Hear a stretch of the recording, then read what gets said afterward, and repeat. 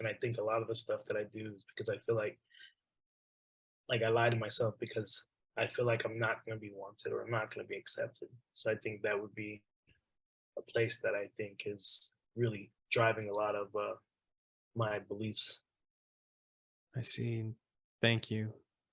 Thank you for sharing that. I want to begin with a sense test so that we can get a baseline for how this feels.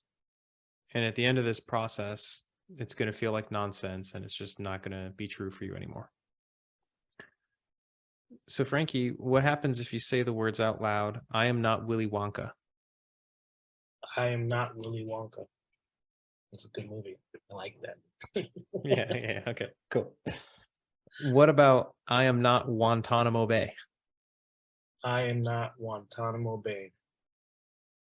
It's made me think about Guantanamo Bay. Okay, yeah, fair enough.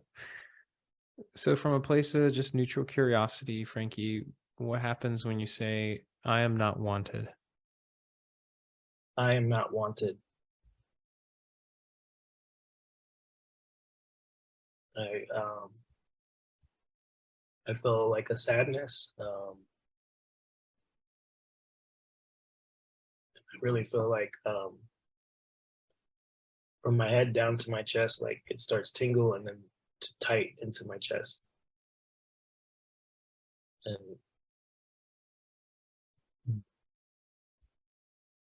just a big amount of sadness. Yeah, so pretty strong sadness, some tightness in the chest, and a tingle that goes from the head all the way down to the chest. Is that right? Yes. So thank you for that. And you can breathe deep and shake yourself out if that feels good.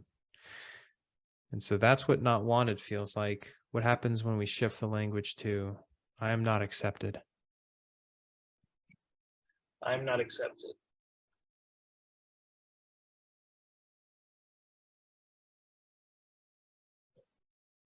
Feel like a tightness in my stomach, like similar sadness, but tightness in my stomach, and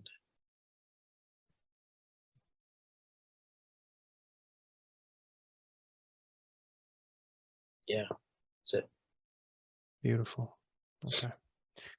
So just notice different words, different sensations in different locations. And to me, this signals that these are two separate beliefs and we can clear both of them.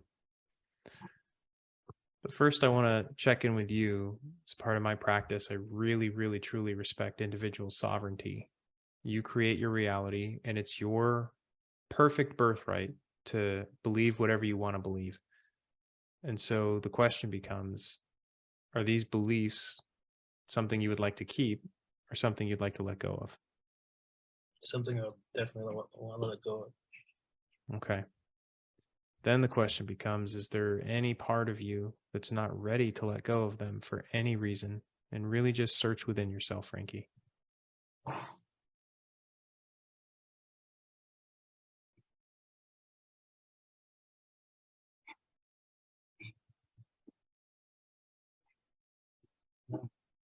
Um, Nothing.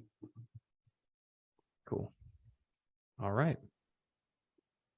Where do you think you might have first learned early experiences? I am not wanted. I think it was when my dad retired. We moved to Florida.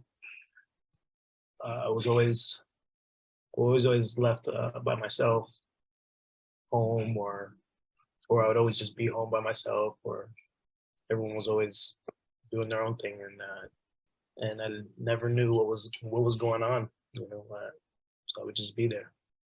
It's totally understandable. Is there anything else, early formative experiences besides I was often left by myself and I didn't know where people were? I think the first time I was left at a store, when my mom left, it was me, my brother, my sister, and my mom, and and I was left at the store, and I didn't know where anyone was. That was probably my first big experience, and I think I was probably like 5 or 6 or something. Yeah. I'm not too sure how far the culture has shifted around experiences like these, but I want to vocalize something, which is that to a child, that's a really, really fucking difficult experience. And it's perfectly, perfectly valid for that child to feel terror, to feel feelings, and then come up with a conclusion like, oh my God, this means I'm not wanted. Just trying to make sense of what was happening. So I want to offer that child some compassion, that it did nothing wrong. But let's look closely at that memory.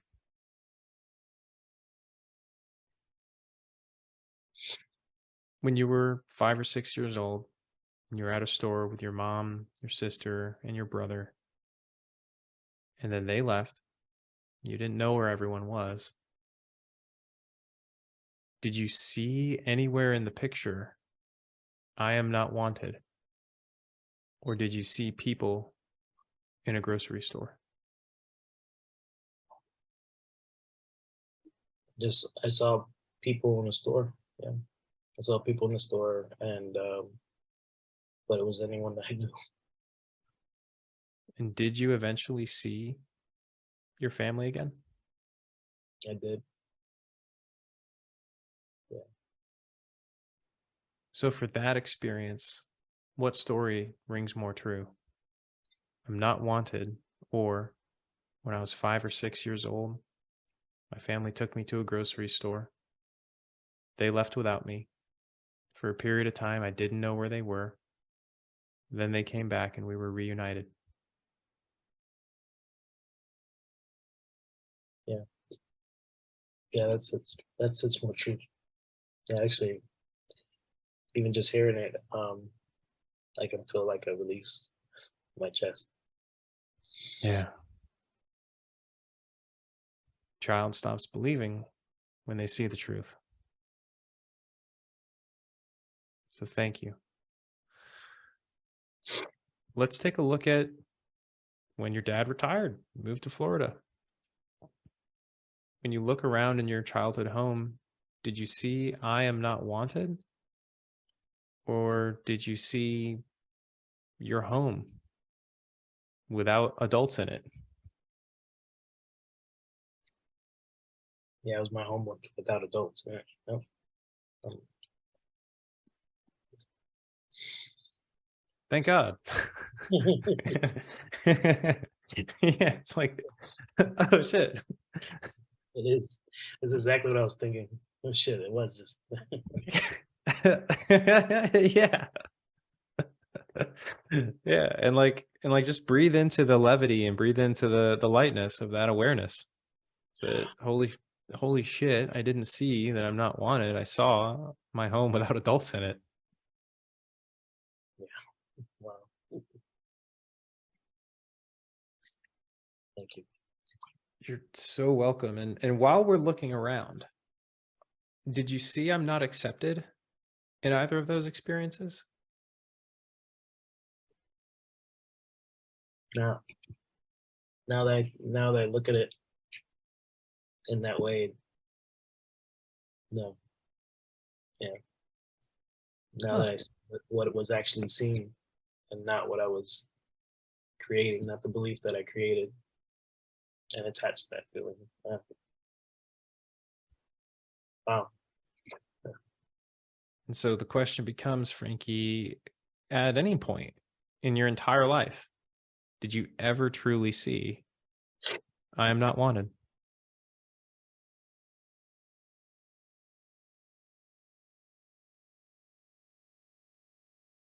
No. No. I appreciate that you're really looking. Yeah. And I'll just ask to be sure, like, are you sure? I think about everything that I've done and I see all these like different points in my life, like, and, and none of them say that I wasn't wanted or I wasn't accepted.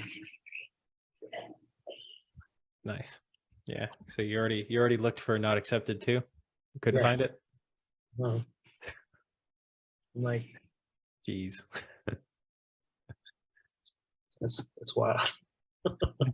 Right? Right? It's so wild.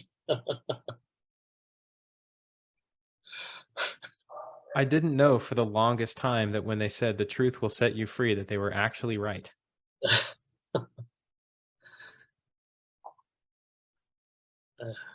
So what are you feeling right now, Frankie? For those who are watching, it seems like some just like realizations, some energy moving. a lot, a lot of joy. Um, Realization that um, there was a lot of lies that I was telling myself and that I believed. Um, and there was a lot of truth in what I went back, a lot of happiness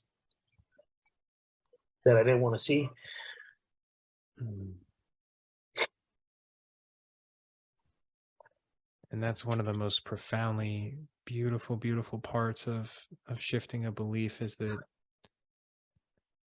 it doesn't just shift it in those experiences, it shifts it across our entire lifetime. And so suddenly we can see more happiness. We can see the love that was right in front of us that we couldn't see before. This is what the Toltecs knew 2,000 years ago. The lens. Thank you, thank you, thank you. So now, Frankie, I want to check what happens when you say the words out loud. I am unswivel top. I am on swivel pop. I am a psychedelic coaster. I am a psychedelic coaster. What happens when you say I am unwanted? I am unwanted.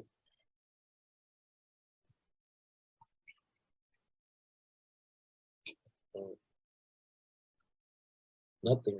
I don't feel that. I don't feel that same tightness. I don't feel that same tightness at all. Lovely, man. Thank you. Thank you for showing the world how fucking simple it can be to let that powerful story go. Wow.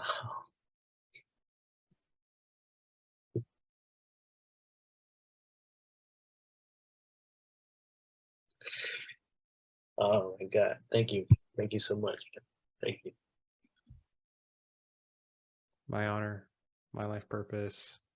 I feel blissed out.